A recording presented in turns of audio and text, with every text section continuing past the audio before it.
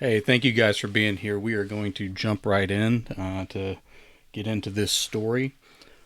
Today, I'm going to be writing a story called Warden of Mile Marker 6050 by Jay Wilburn.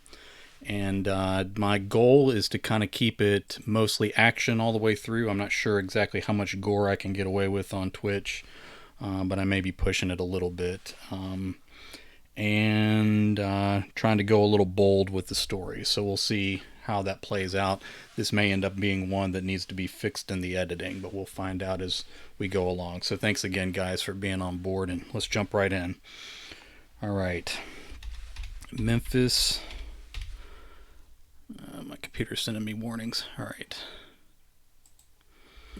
All right. Sweet. Memphis Wilder hid in the shadows under a fiberglass boat in the deep desert. The war machine crunched against another piece of, these need to be separate words. War machine, another piece of wreckage to add to the pile across the kingdom's, let me fix that spelling, the kingdom's highway. The kingdom, let's say Great Highway.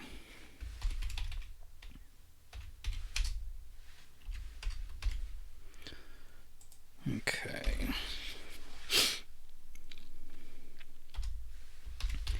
He tried to be patient, but this was a great affront to everything he held dear as a warden of the Order of Fen.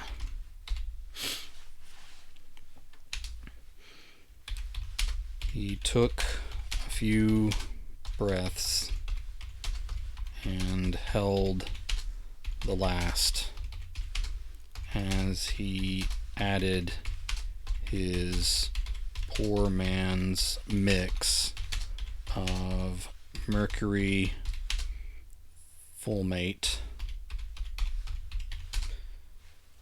I misspelled that, but I may need to fix it later. No, that's not right. Oh, we'll just leave it for now. Mercury fulminate to the percussion cap, to the percussion caps of his last few bullet casts. When he was a child, Memphis's, I always hate it when I choose a name that ends with S and then have to put an apostrophe on there. I never know whether to do just the apostrophe or the apostrophe S, and it always sounds weird, but I'm going to leave it. When he was a child, Memphis's father told him every machine that had fallen in the wars of sky and land had been stripped away by the desert scavengers. The reality was that there was too much metal out here to scavenge in 100 generations.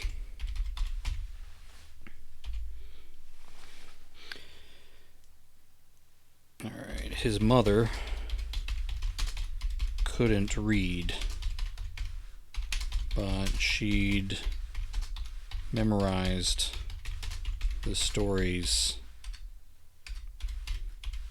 she told him at night. He found himself remembering the one called The Boy Who Cried Off. It was a story from the legend of Finn Yates and his friends. It was a story of courage and adventure. Memphis. Alright, I wrote down a few notes here.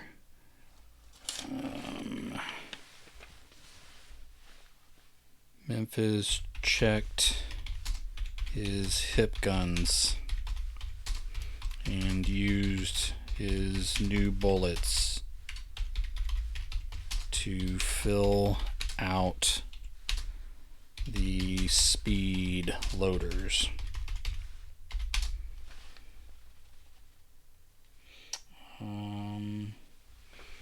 He could feel the range rifle strapped to his sweaty back, but he checked that one too anyway. Then he felt for the battle cleaver on his belt. If he got down to using that swing blade against an armored war machine, he was probably dead anyway.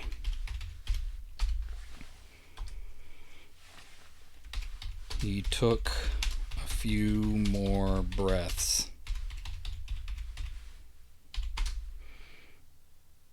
His hands grew numb and he trembled. Could have been fear, the heat, or mercury poisoning, but none of that mattered. He whispered to himself, but heard his mother's quiet voice in his head. When Finn Yates first fell through the doorway to, let's make that capital, through the doorway to all worlds, he was alone, afraid, and lost. Not the hero he one day would be. So he did what he needed in order to survive.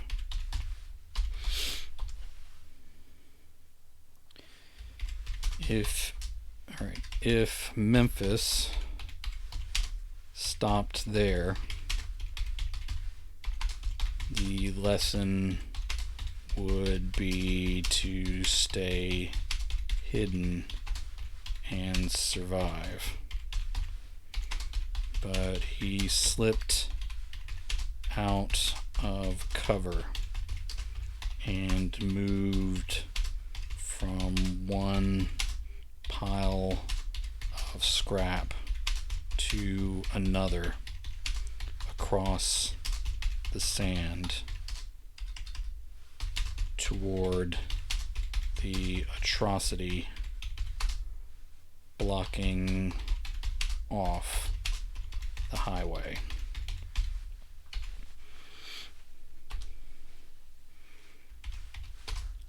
He whispered again.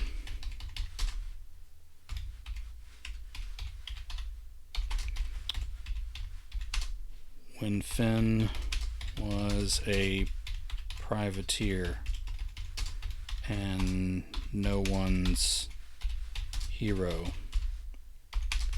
he saw the fires burning in the velvet skies,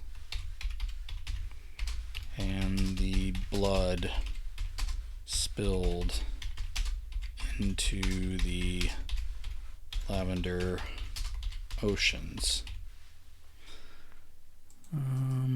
Spell that right. Okay.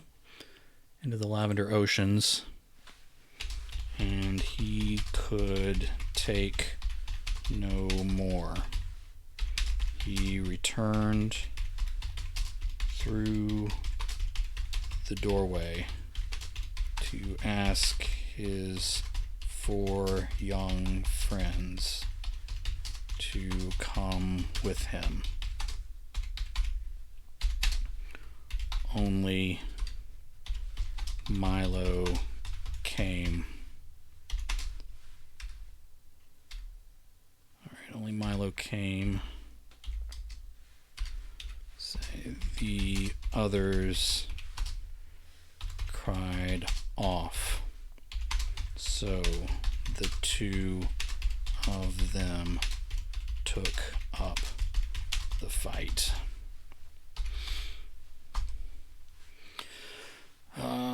Memphis stopped at the last pile of metal between him and the war machine, screeching as it pressed debris across the highway. He looked east and thought about his friends. When the Marauders started using this machine. Alright, let me check the spelling on Marauders. When the Marauders started using this machine, he traveled 10 miles east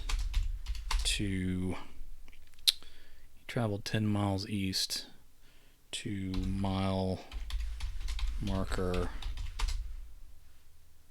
50. No, what is he? He's 50, so it'd be 60-40. There he found Blake in a shallow grave with his rotting toes pointed skyward. He traveled another 12 miles to find the 60-30 Warden dead as well. Memphis couldn't remember his name, but they had speared him naked upon a twisted piece of sharp tin. Once they'd impaled him, I'm having trouble spelling today. Alright. Once they impaled him, they'd turned him a dozen times to spiral him down upon the metal. Memphis had quickly gone west looking for more help. Exactly at the 60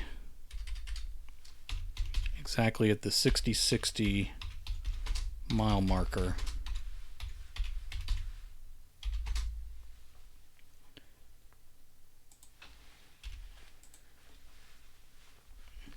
he found Hess crucified. Alright. He found Hess crucified upon 4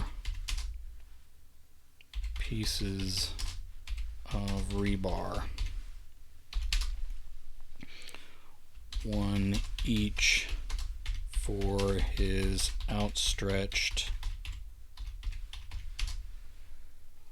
Alright. Making the computer do all my spelling today. Alright, one each for his outstretched wrists. One for his ankles. And a final one through the back of his skull. Memphis traveled another 18 miles without finding the next warden.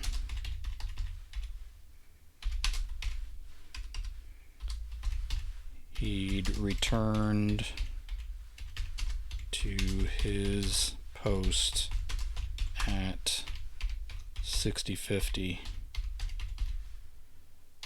knowing he was alone.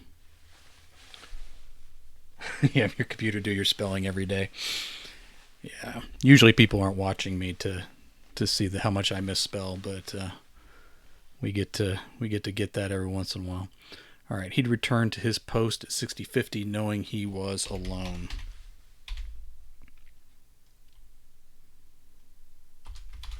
Memphis prepared to come out of cover and do his best to foil the machine.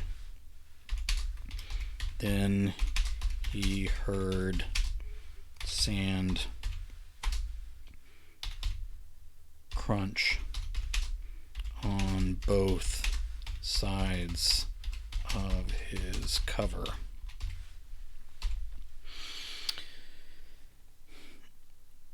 All right. He rolled away less than a second before curved blades of folded sheet metal rang off the scraps where his head had been.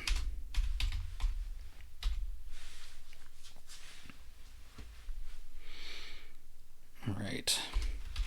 He landed on his back with a loaded shooter in each hand. He fired both, missing with one and killing with the other. He rolled again. Right, he rolled again to avoid the survivor's blade. Careful aim with one gun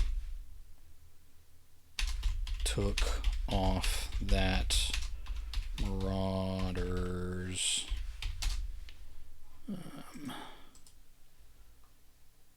oh, come on. Let's just change it to bandit. To take off that bandit's scalp. Memphis allowed himself a few breaths before he heard the engine roar. He came up in full run as the war machine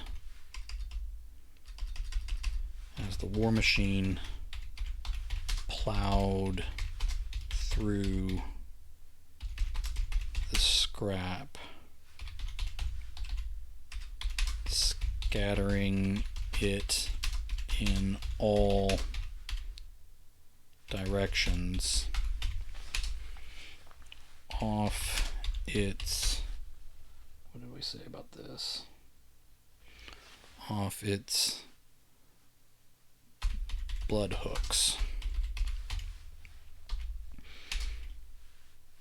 He dodged from side to side to make his slaying as inconvenient as possible.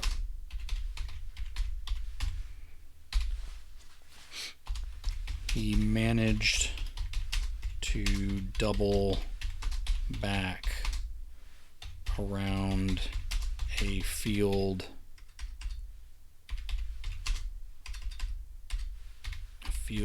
of crushed trucks. The war machine blasted through one pile after another, trying to find him.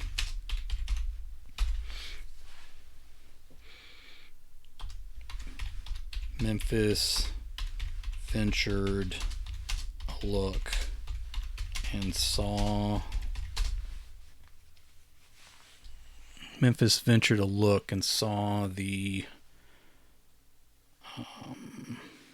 the warriors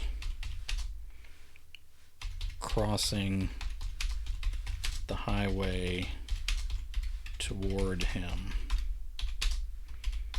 Once he was gone, there would be nothing between them and the people of, what did I call this place? The people of Talonwood, back in the Box Canyon.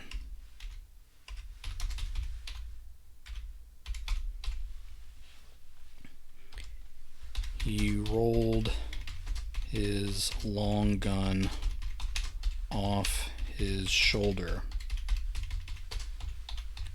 He rolled his long gun off his shoulder and aimed over the crinkled fender of a ruined diesel. Another word I can't ever spell right on the first try. There we go. All right.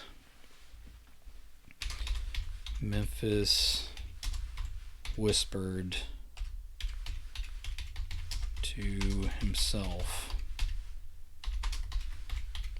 when Finn and Milo found themselves in the service of Kingdom Bright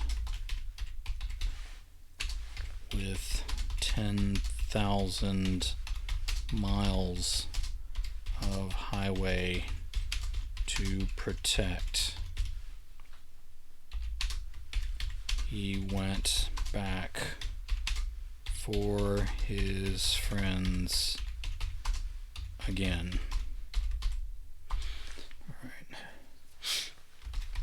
He managed to fire off 3 true shots, taking out that many killers. The rest dove.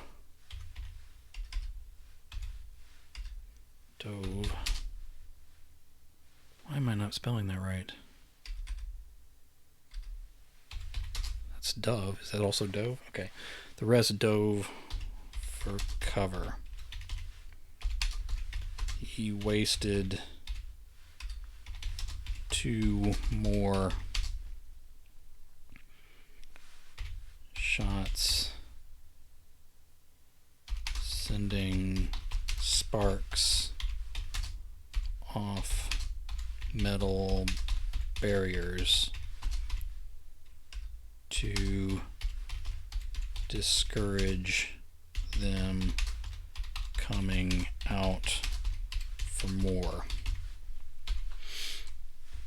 The engine roared in his ear, so Memphis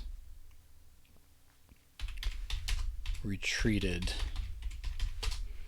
as the machine tore after him.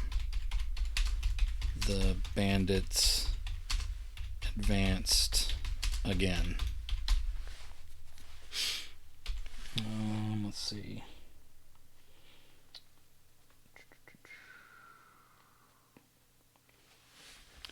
A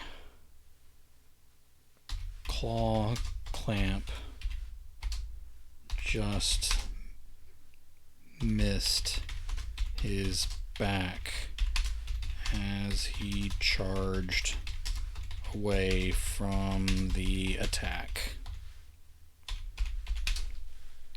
Flame erupted hot enough and close enough out of the kill vents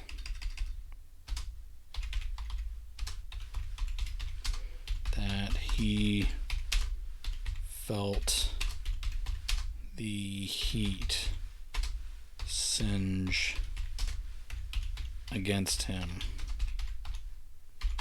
but he he escaped with his hide again.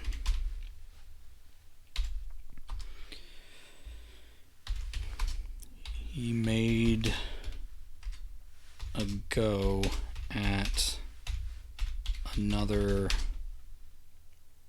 section of junk a little further away, but a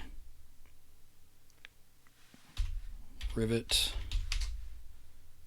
spun past his face right in front of his eyes. He fell back behind the wreckage,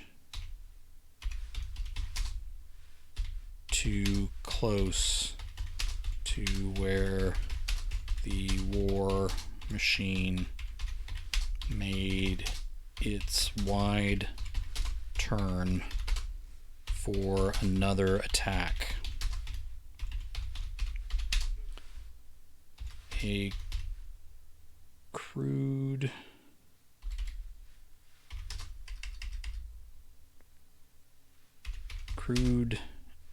arrow and another bolt, another rusty bolt, bounced off the edge of the shielding plate next to his head. They had him.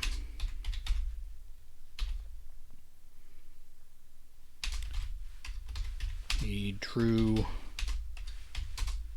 his hip guns again and waited.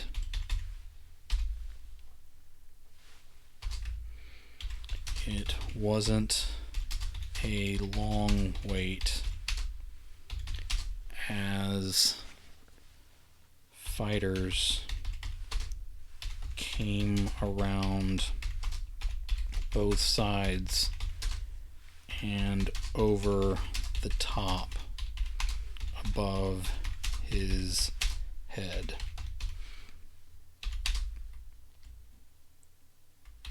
He fired as quickly as the triggers would pull. They were all around him, so it was hard to miss.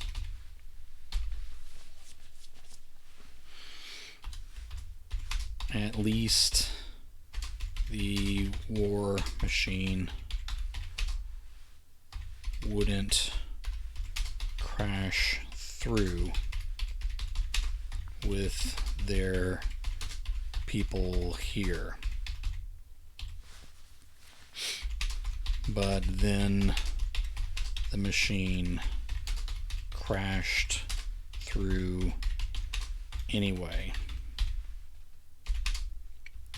Bodies and shards of metal flew in every direction.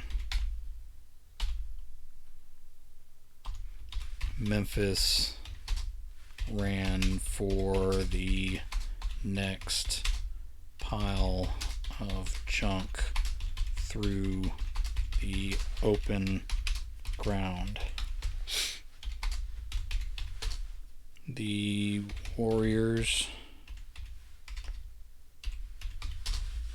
fired their arrows and slings, but hit their own people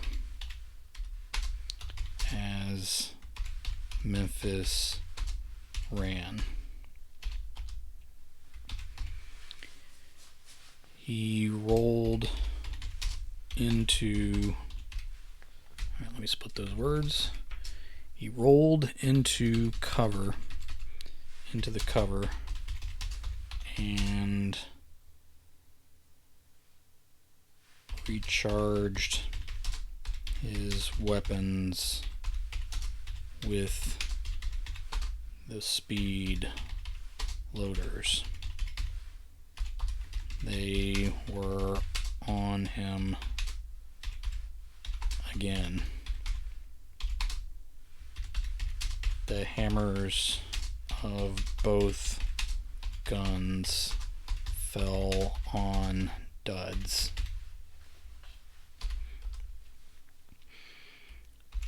Memphis pulled his battle cleaver and buried it in the forehead of the closest attacker.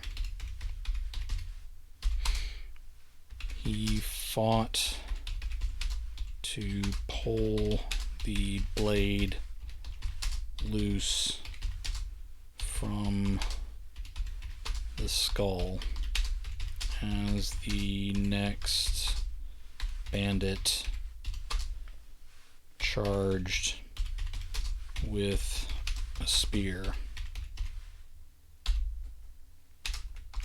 Memphis dodged by inches and pulled the cleaver free and into an attack in one motion. He unzipped the bandit's throat from ear to ear. Blood and breath escaped from the same opening in a wet sigh. She fell to her back, still holding the spear.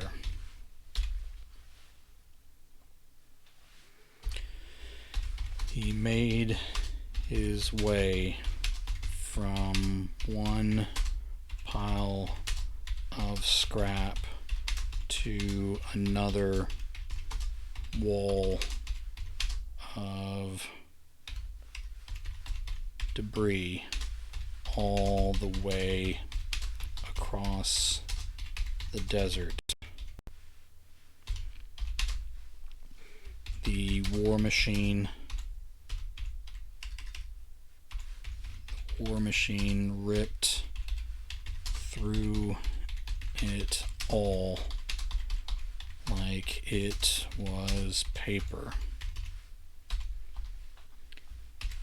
He was out of breath and waning fast, but his dry lips still moved, and the breathy verses of the story went on. Two of his friends joined him that last visit to defend the highway and unite the kingdoms. One friend still cried off, so 4 saved the world, and 1 knew no adventure at all. Legends are written by those who dare.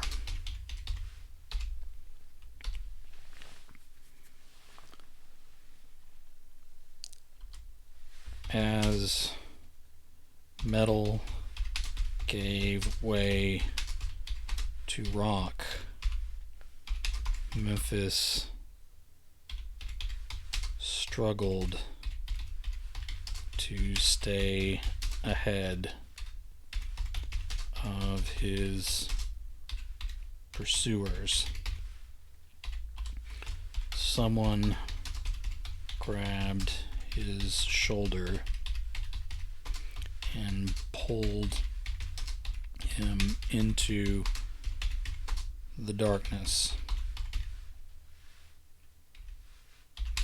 He lifted both his hip shooters, even though he knew they were empty. "Hold your fire," she said.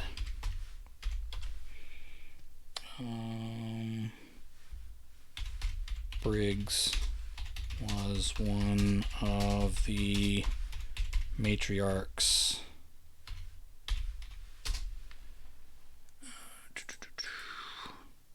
One of the matriarchs of Talonwood.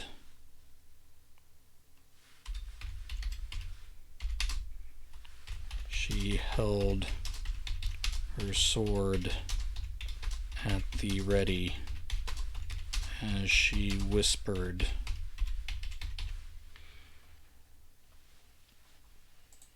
let's have him say Briggs.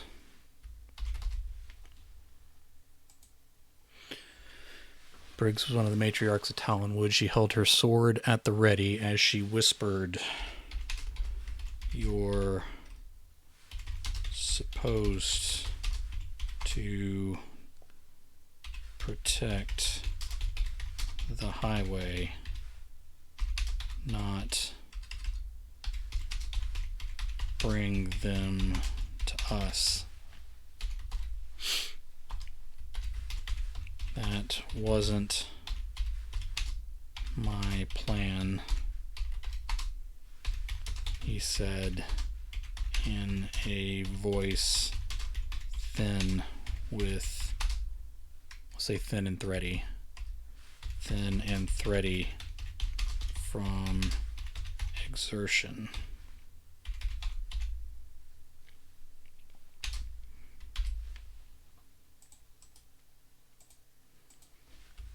"I find myself short on options and allies. It's not gone well for your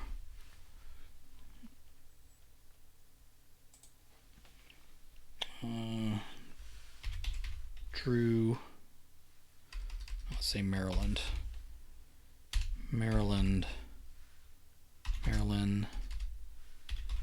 stepped up out of the deeper darkness. It's not gone well for your fellow wardens. Not as far as I've traveled in either direction. Drew and Legacy stepped up as well. All 4 women carried javes, sheer swords, daggers, and what else did I invent here?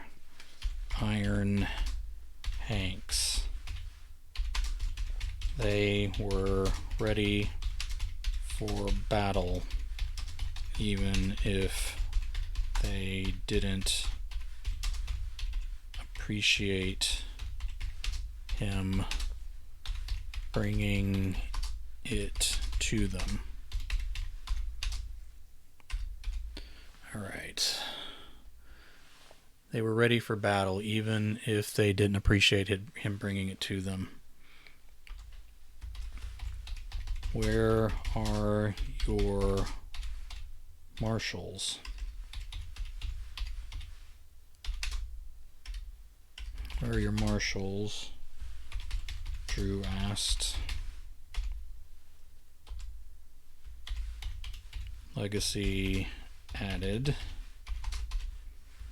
They are supposed to patrol for this very threat. Memphis bent down and held his knees, still struggling for breath. The engine noise closed in enough to echo in this little cave.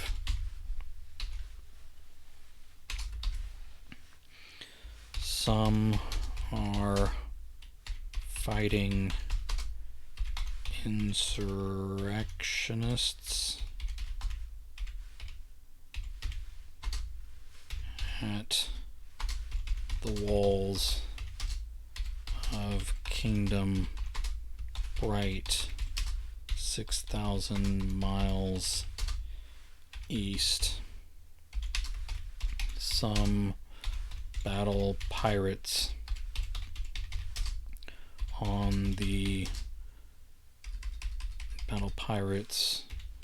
at the harbors on the far oceans, 4,000 miles west. The rest protect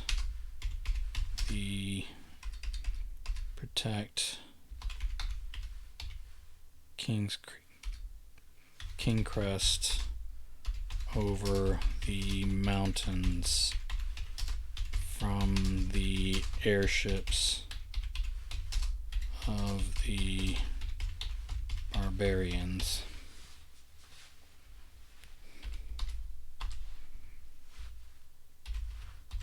That leaves you as our only protector.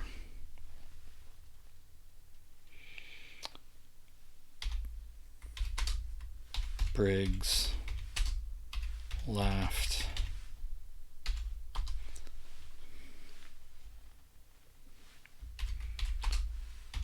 I will not cry off, Memphis said as he stood straight.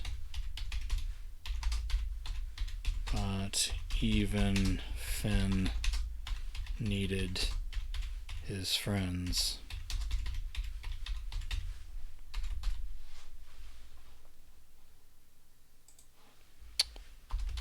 Well, Finn and his friends are long dead,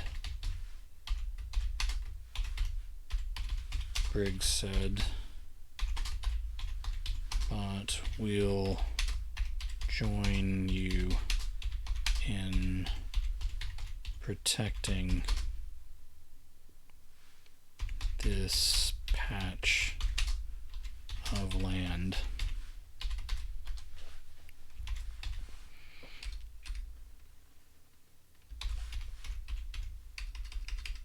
The war machine rested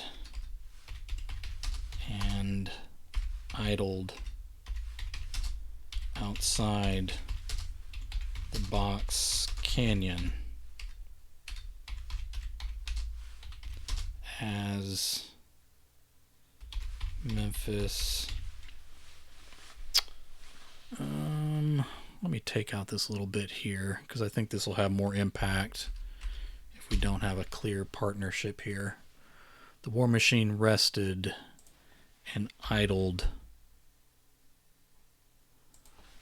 like a growling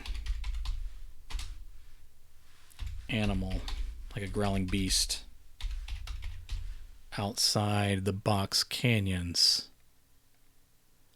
as Memphis emerged from a small side cave alone. He was out of range,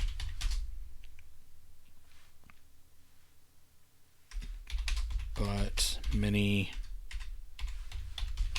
of the fighters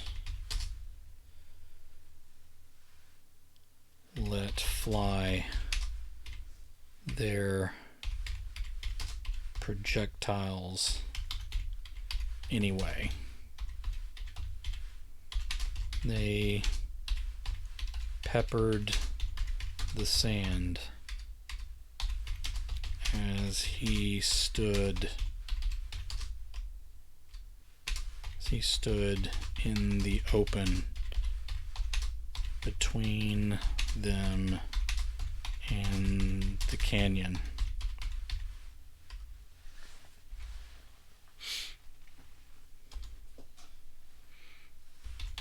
The machine revved. Fire belched from the vents. A few of the warriors stood in the wrong place and screamed as they burned. No one advanced,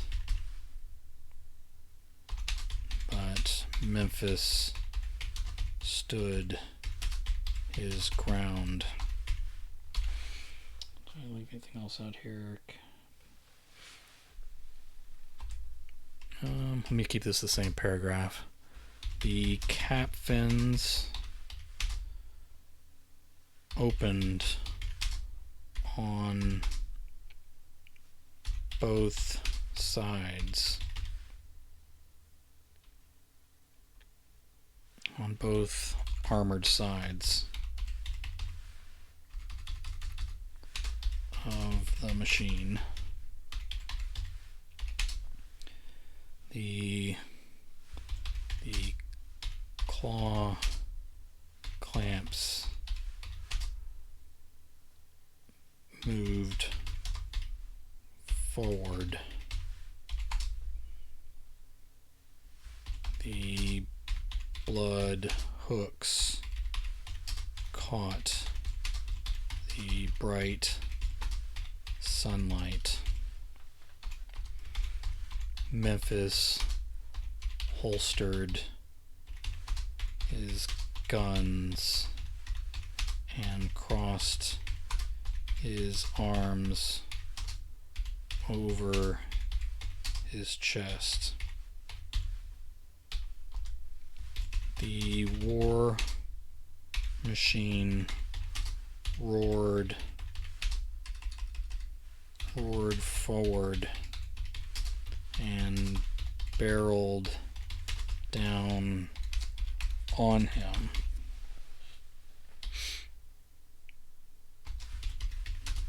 The warriors ran as hard and fast as they could, but they fell behind.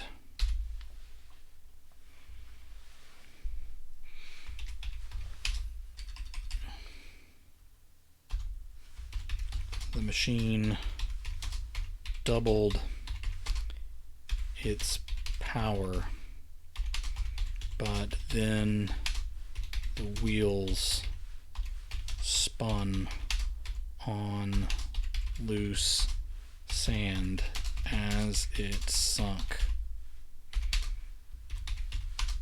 The machine tried to reverse itself, but tumbled down in the exposed trench anyway. The attackers pulled up short, and their cries dropped away to silence. From the cliffs and the canyon, gunfire erupted. There were more misses than hits, but as the bandits fell, the rest fled across the desert.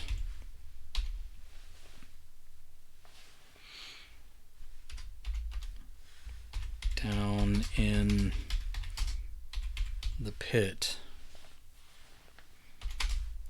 the sharp weapons worked from side to side. Flame licked out of the kill vents, but did no good. Let me make a new paragraph here. As the warriors of Talonwood stood over the helpless machine, Briggs called down, "Come out if you want to live." The machine kept working, but the hatches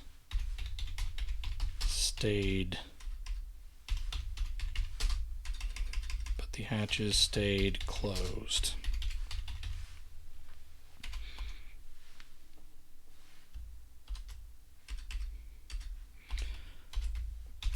"Bury them,"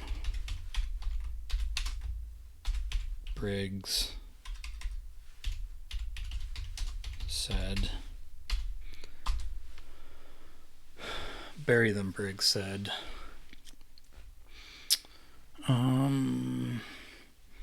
The machine was half buried in sand before the hatches opened, the bandits climbed out, squinting into the sun, and they were dragged away.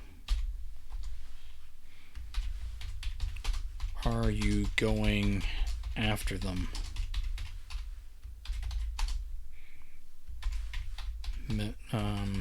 Briggs asked.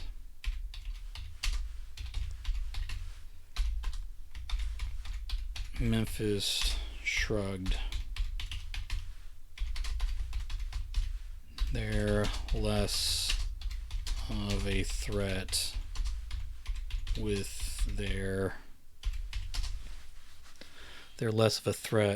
with their machine disabled. They can't possibly have another that works, or we would have seen it.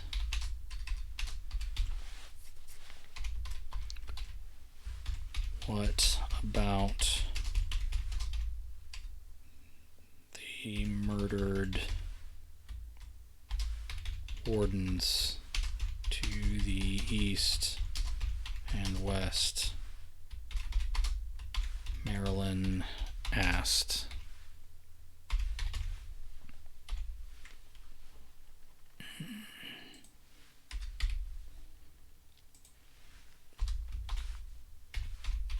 Memphis said,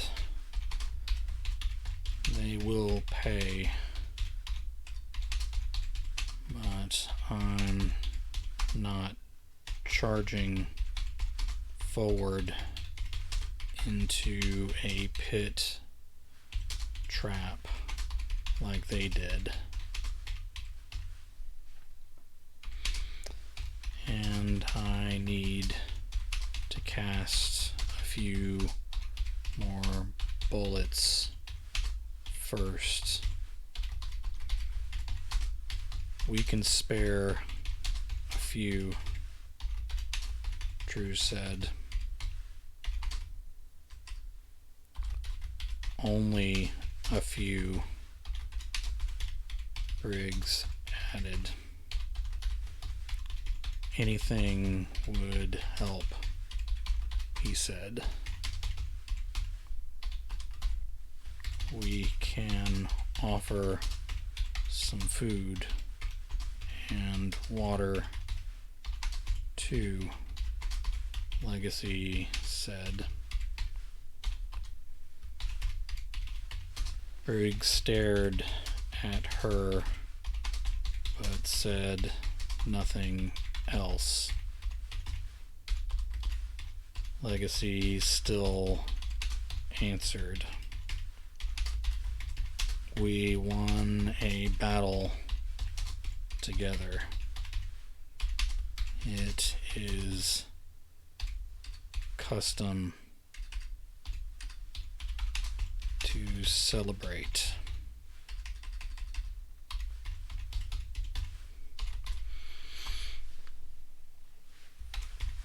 Memphis said,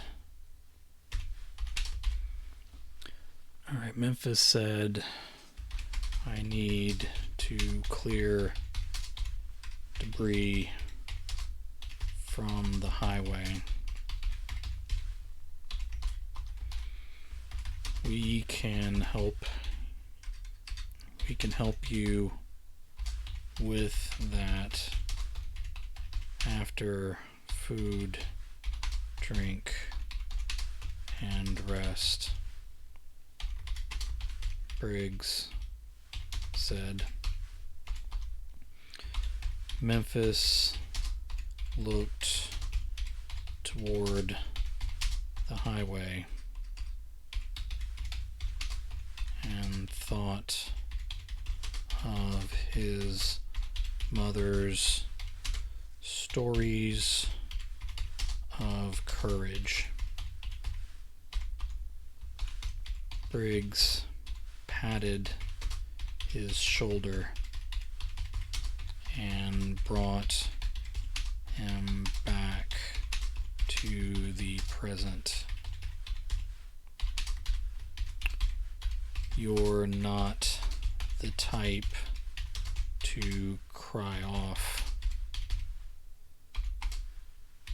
Remember?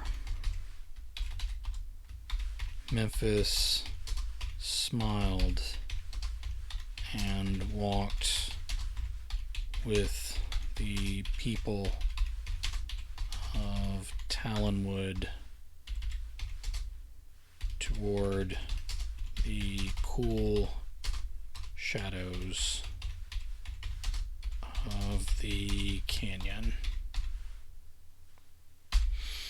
All right, that's a little over 2,000 words. I think that's a good stopping point. I'm not sure if the story is perfect yet, but I like that it's kind of all action all the way through. I kind of like the through line of sort of a fairy tale from this land that they tell, a fable, I guess it is, from this land that they tell to tell each other to hold courage and all that sort of thing. I kind of like the backstory that's implied in here, as this guy and others are meant to protect a highway for a 10,000 mile highway for a kingdom. So I feel pretty good about this story, and I think it can be smoothed out and built up a little bit in the editing as well. I appreciate it, Rev. I like that you enjoyed it. So that's today's story. My next stream will be on Tuesday, and I will then edit this story in that stream, so 9:15 on Tuesday. Really appreciate all of you guys jumping in here right at the beginning and then sticking with me through this. So that was a lot of fun. Always makes the stream better. Oh, thank you for the subscription, man. That's always helpful, you know. Appreciate your Prime subscription there. So I'll spend that money well, I promise. So thank you guys again for your support, and I look forward to talking to you again soon.